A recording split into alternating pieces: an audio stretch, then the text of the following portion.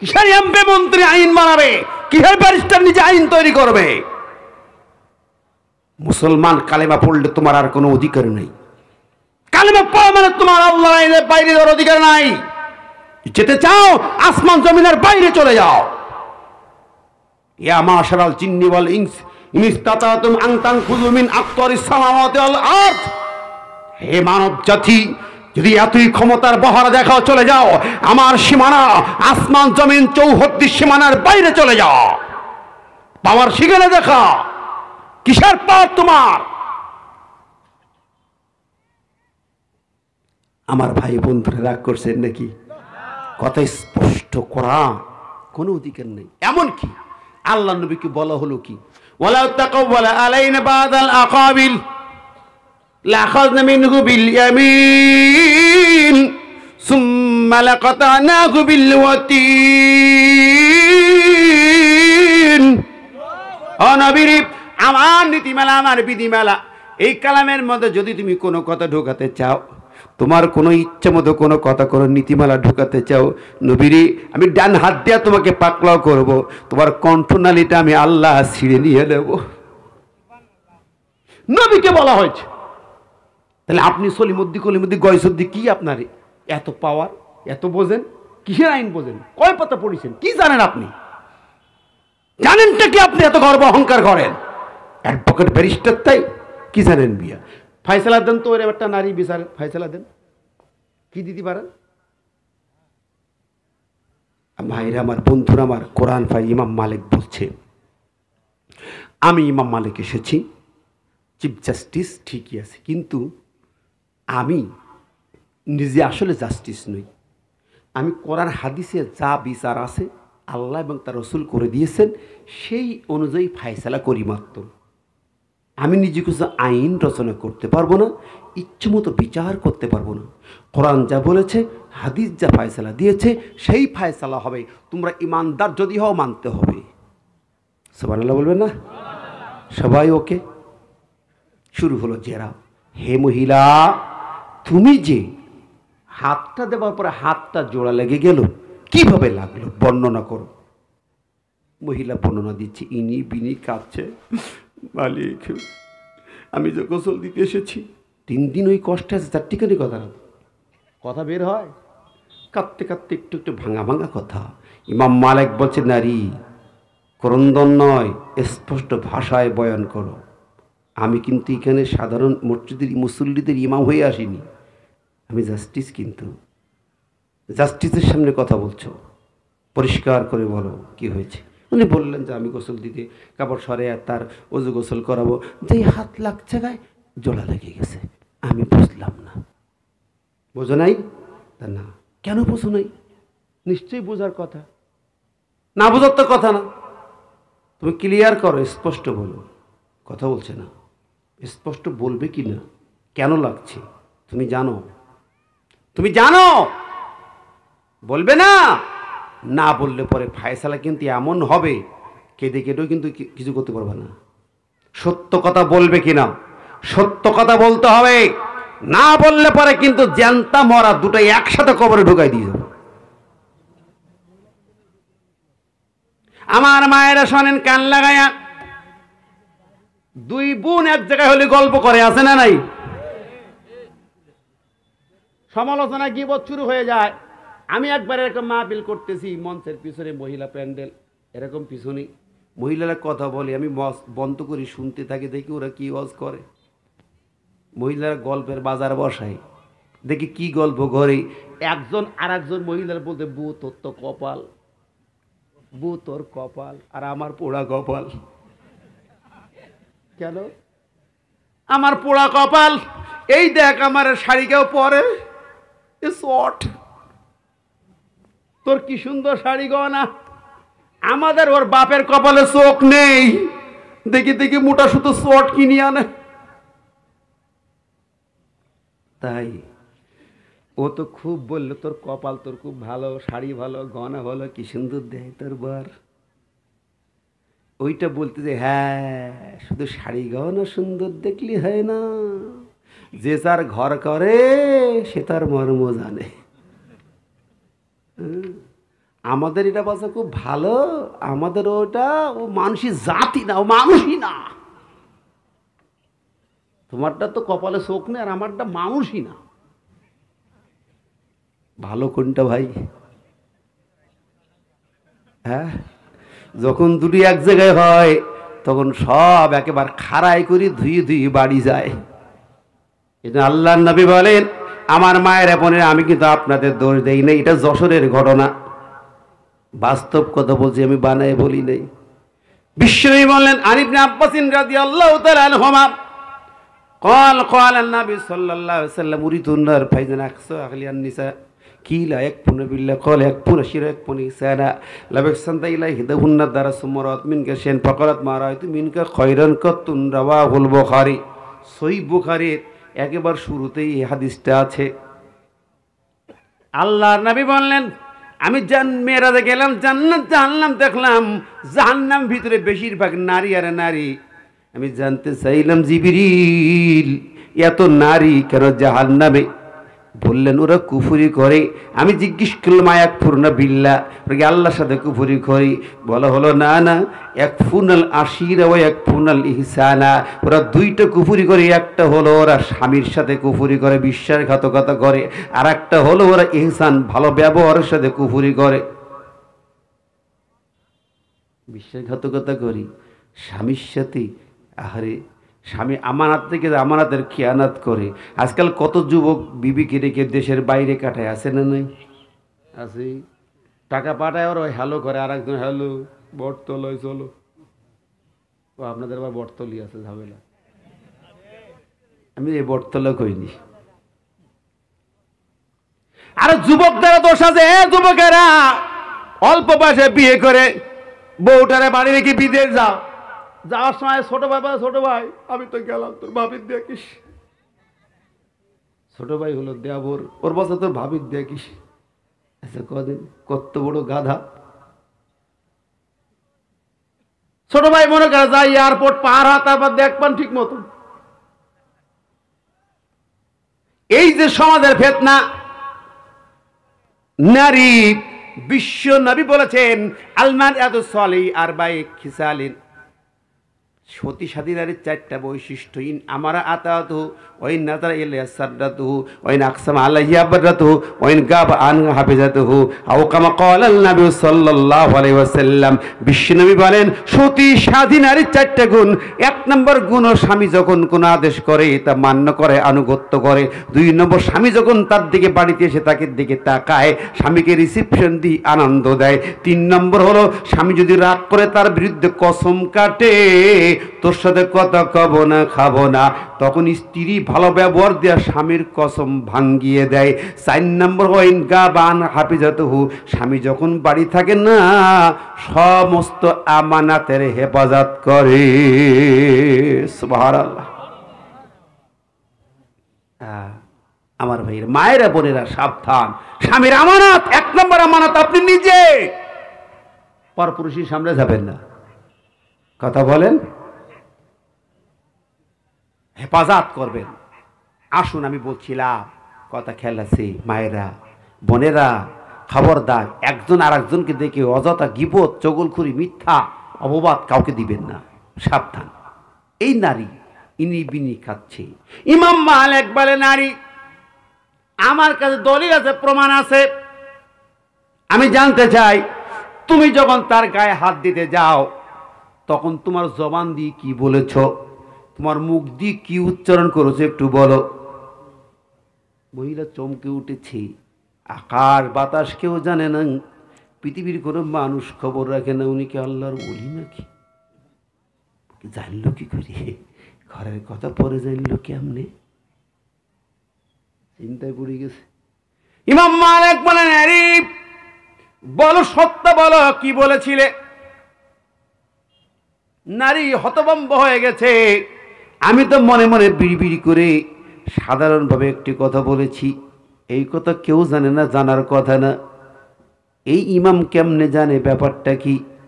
ইমাম মালিক বলেন, নারী কথা কেন বলো না?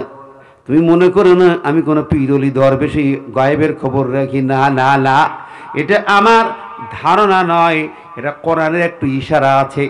কোরআনের ইশারা ইঙ্গিত আছে, এই জন্য তোমাকে জিজ্ঞেস করলাম, তুমি কি বলেছো সেটা বলো, তারপরে আমি তোমাকে জানিয়ে দেব কোন সূত্রে কোন আয়াত আমাকে জানিয়ে দিয়েছে। জোরে কন্যা সুবহানাল্লাহ। এখন ওই মহিলা এবার তো উপায় নেই, বুঝতে পেরেছে, না বললেও উপায় নেই, নইলে জ্যান্ত দেবে কবরে, বিপদ তো আছে। বলছি ইমাম, আমি যখন তার গায়ে হাত রাখি আমি একটি কথা বলেছিলাম, তা হচ্ছে, ও হে নারী, তোমার সততার পর্দার আড়ালে তুমি না অমুক ব্যক্তির সাথে আকাম করেছিলে? আমি একটু বলেছি। ইমাম বলছে, কেন? তুমি কি জানো, সঠিকভাবে জানো? তুমি কি চোখে দেখেছিলে? তো বলছে, আমি চোখে দেখিনি, আমি একদিন তার বাড়ির সামনে দিয়ে তাকে যেতে দেখেছি, রাস্তা দিয়ে যেতে দেখেছি। ও আচ্ছা, রাস্তা দিয়ে যাচ্ছে, তুমি ভাবলে আকাম করছে। আচ্ছা, তুমি যদি মনে করো সত্যি তাই, তাহলে সাক্ষী পেশ করো। মহিলা তো বুঝছে সাক্ষী পাবো গই। মহিলা বাংলাদেশের মহিলা যদি হতো, সাক্ষী পেয়ে যেত, শুধু মাল দরকার, টাকা দরকার। কথা ঘন না কেন ভাই? সাক্ষী তৈরি হয়ে যায়। হ্যাঁ, সাক্ষী তৈরি হয়ে যায়। এখন বললেই তো কথা বলে, হুজুরে কথা বলেন। হ্যাঁ, অর্ধ শতাব্দী পর সাক্ষী তৈরি হয়। হ্যাঁ, ঠিক না বে ঠিক? কত মিথ্যা সাক্ষী তৈরি হয়, মিথ্যা মামলা হয়, জানেও না। চুরি ডাকাতি ধর্ষণের মামলা দেওয়া হয়, খুনের মামলা দেওয়া হয়। যে আলেম সারা জিন্দেগি নারীকে পর্দা শিখাইল, নারী ইজ্জত আবরু হেফাজতের জন্য 50 বছর কোরআন তাফসীর করেছেন, সেই কোরআনের পাখিকে ধর্ষণকারী বানাইলা মিথ্যা সাক্ষী দিয়া। কথা বলেন লেখারে ভাই? ওরে ভাই, জমিন, এই মাটি যদি আল্লাহর হয়, বাতাস যদি আল্লাহর হয়, আকাশ যদি আল্লাহর হয়, চন্দ্র সূর্য যদি আল্লাহর হয়, গাছপালা তরুলতা যদি আল্লাহর হয়, তাহলে এর বিচারও দেখতে পাবো। মিথ্যা সাক্ষী দিয়ে কি করেছে তার বিচারও দেখা যাবে। দেখা যাবে। এই যে বের হয়েছে, তো দেখছি তো বিচারপতির বিচার হচ্ছে। কথা কল লাগে জোরে কন। 11 বছরে বা 10 বছর পরে বিচারপতির বিচার। আর কি দেখাবে রে আমার ভাইরা? বিচারপতির বিচার হয়। এ বাবা, এ বেটা, তুই মিথ্যা সাক্ষীর পরে বিচার করে এখন কেন তুই উল্টা পাল্টা বলিস? কোটি কোটি টাকা দুর্নীতি করি এখন তুমি গাঁজাখোরের মতো কথা বলো মিয়া?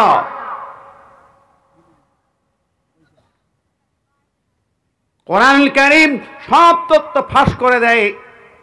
ওই মহিলা যখন বলেছে, এখন ইমাম বলছে তুমি সাক্ষী হাজির করো। চোখে দেখো নাই, নিজে চোখে দেখো নেই, এখন সাক্ষী হাজির করো। মহিলা বলছে, ইমাম, আমি সাক্ষী পাবো কই? এখন আমি তো বন্দী, আমি এ অবস্থায় আছি, সাক্ষী আমি দিতে পারবো না।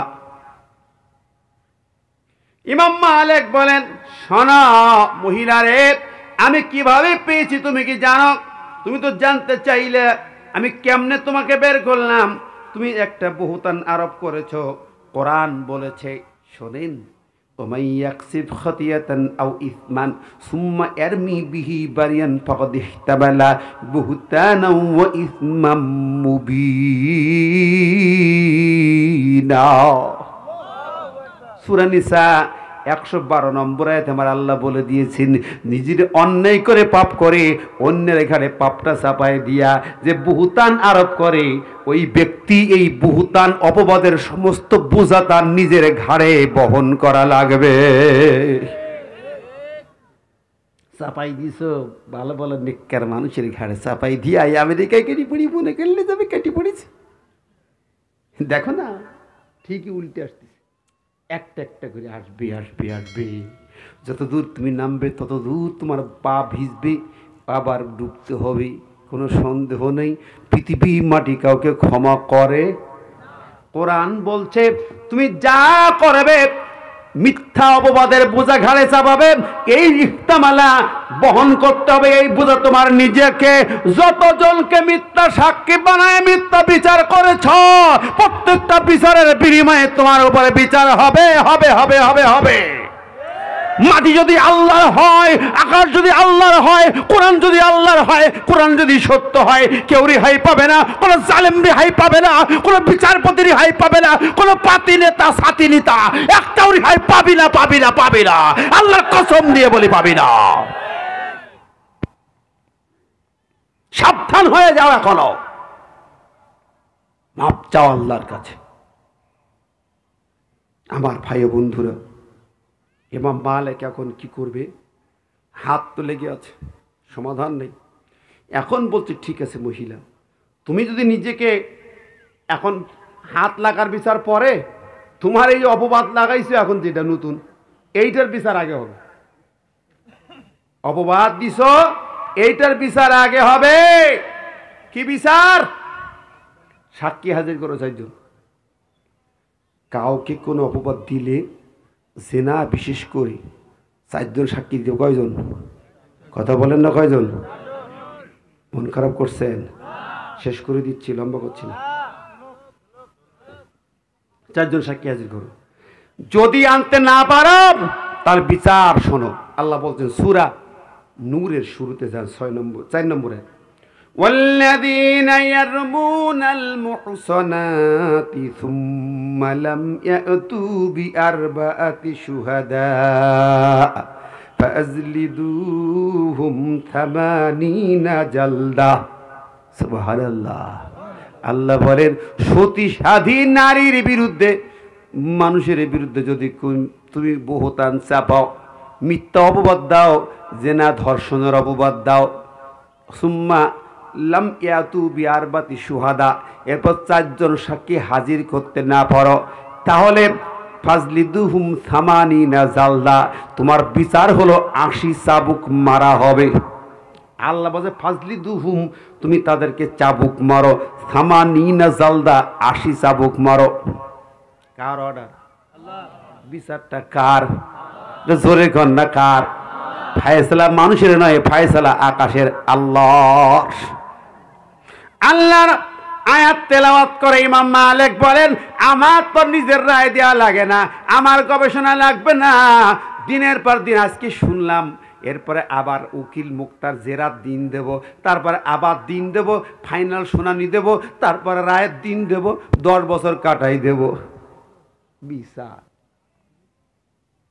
বিচার না মিয়া, বিচার শুনলাম, এখন রায়, কোরআনের রায়।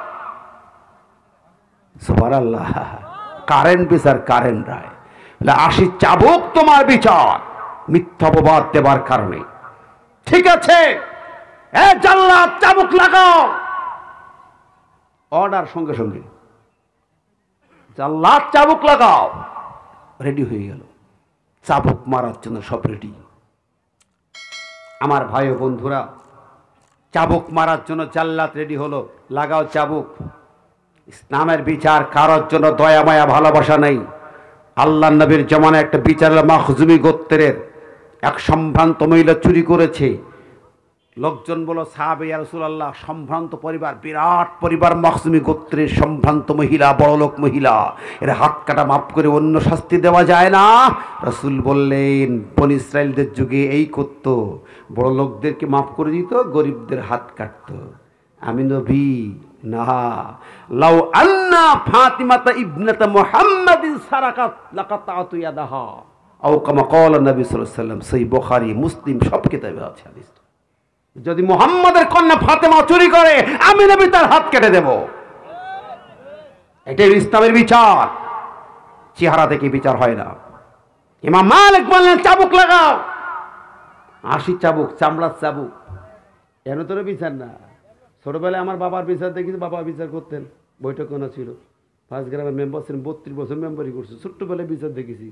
এটা আকাম খুঁজে ধরে ওই পাট কাটি, পাট খড়ি 10টা সুতো দিয়ে বেঁধে ঠিকুস ঠিকুস করে 10 বাড়ি মারছে, 100 চাবুক মারছে। অবশ্য আমার আব্বার আমি শেষ কালে তবা পড়ে দিয়েছি, আব্বা তবা পড়ে দিয়ে এগুলো এসব বিচার চলতে এইভাবে করছে। তখন তো বুঝি নাই। তবু বলছে আলহামদুলিল্লাহ। আমার ভাইরা, এরকম সাধারণভাবে লোকটা কোনো বিচার আছে না নাই?